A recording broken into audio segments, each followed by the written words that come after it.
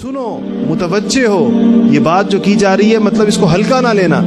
بذکر اللہ تطمئن القلوب، کہ اللہ کے ذکر سے دلوں کو اطمینان ملتا ہے، دل مطمئن ہو جاتے ہیں. دلوں کے اندر بالکل جس طرح کہ اطمینان کی پوری لہر دوڑ جاتی ہے، وہ اللہ تعالیٰ کے ذکر کے ساتھ.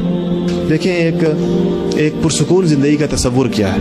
تھوڑی دیر کے لیے آپ اس کو سوچیں کہ ایک آدمی اگر زندگی کو پرسکون کرنا چاہے تو اس کا تصور کیا ہے، اس کے ضروریات کیا ہیں، اس کے لوازمات کیا ہیں، اس کے تقاضے کیا ہیں، کیا چیزیں زندگی میں آ جائیں تو پرسکون ہوتی ہے. سب سے پہلے تو ظاہر بات ہے کہ دل کی کیفیت.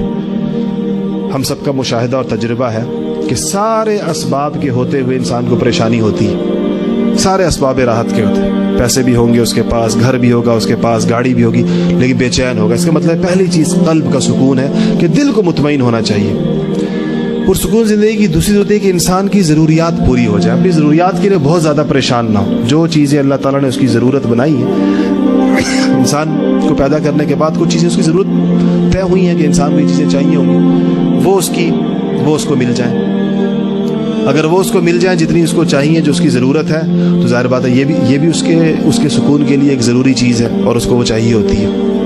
انسان کو پریشانیوں سے نکلنے کا رستہ، انسان کو کے رزق کی وسعت اور انسان کے تمام امور اپنی جگہ کے اوپر ٹھیک رہیں، اس کے لیے جا بجا مختلف تعبیرات کے ساتھ ایک لفظ بتایا گیا، ایک حل بتایا گیا، اور وہ ہے تقوی. وَمَن يَتَّقِ اللَّهَ يَجْعَل لَّهُ مَخْرَجًا وَيَرْزُقْهُ مِنْ حَيْثُ لَا يَحْتَسِبُ. اور جو تقوی اختیار کرے گا، اللہ فرماتے ہیں کہ میں اس کے لیے يَجْعَل لَّهُ مَخْرَجًا، مخرج کہتے ہیں نکلنے کے رستے کو. اللہ فرماتے ہیں میں اس کو تمام مسائل میں، پریشانیوں میں نکلنے کے رستے بناؤں گا. اس کے رستہ بن جائے گا، اس کا گھرے گا نہیں کسی بھی پریشانی کے اندر.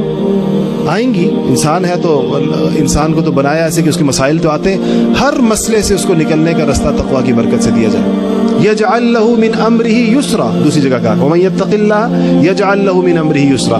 جو آدمی تقوی اختیار کرے گا، اللہ فرماتے ہیں میں اس کے معاملات کو آسان کر دوں گا، میں پریشانیوں کو دور کر دوں گا، چیزیں اس کے لیے آسان اور سہل ہو جائیں گی. ایسے ہی مومن کی آزمائش میں اور گناہوں کے وبال کے نتیجے میں جو انسان پر احوال آتے ہیں، اس میں ایک فرق ہوتا ہے.